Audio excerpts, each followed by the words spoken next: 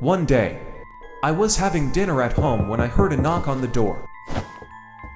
When I went outside, I saw a middle-aged woman holding a little doll. There's something scary about that doll. His hair has a few short strands. His face was skull and grotesque.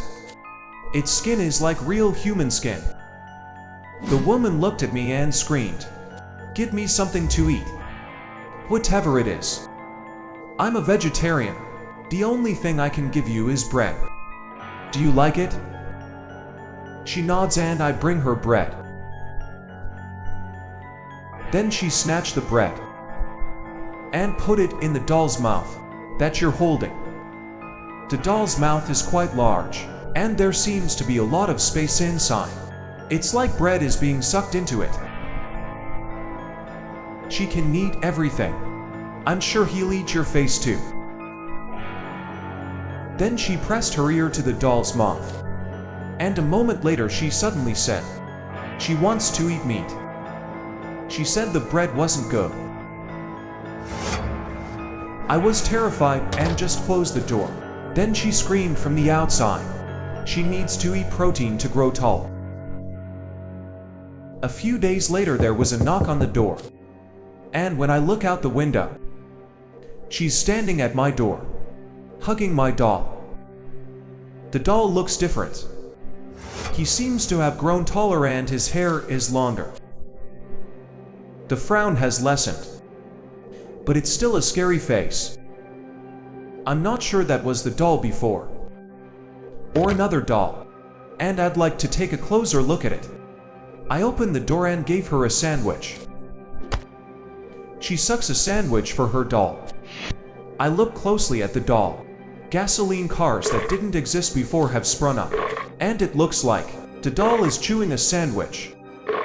I thought to myself, is this a doll? It's designed to be functional. It's not just my imagination. I have an inexplicable discomfort, and I closed the door. The president of the company that made that doll must have been controlled by an evil spirit. I muttered to myself as she continues to feed the doll outside the house. She's been coming to my house ever since. But I didn't want to open the door. I'm getting goosebumps because I look at that doll. After a few days I got used to ignore her knock on the door. Then one night, I woke up when I hear an angry voice of a child outside the door. I check the time. It's 3 in the morning and I'm pissed off. I look carefully out the window. In the dark I saw the woman standing, holding a doll as bigger than before. This time the doll is standing on the ground. The face of the doll furiously wrinkled. The woman knocked on the door and screamed, "My son wants soup with meat now." And then she tried to open my window. I'm a vegetarian. I was so angry that I yelled at her. Then she disappeared. The next day, as we walked through the neighborhood, I noticed the fence. The police were stationed at my neighbor's house. I asked a local who was standing there, "Let's see what's going on." And what he said was shocking. "Do you know the woman with the doll? Pray and pray every day. She killed the man living in this house.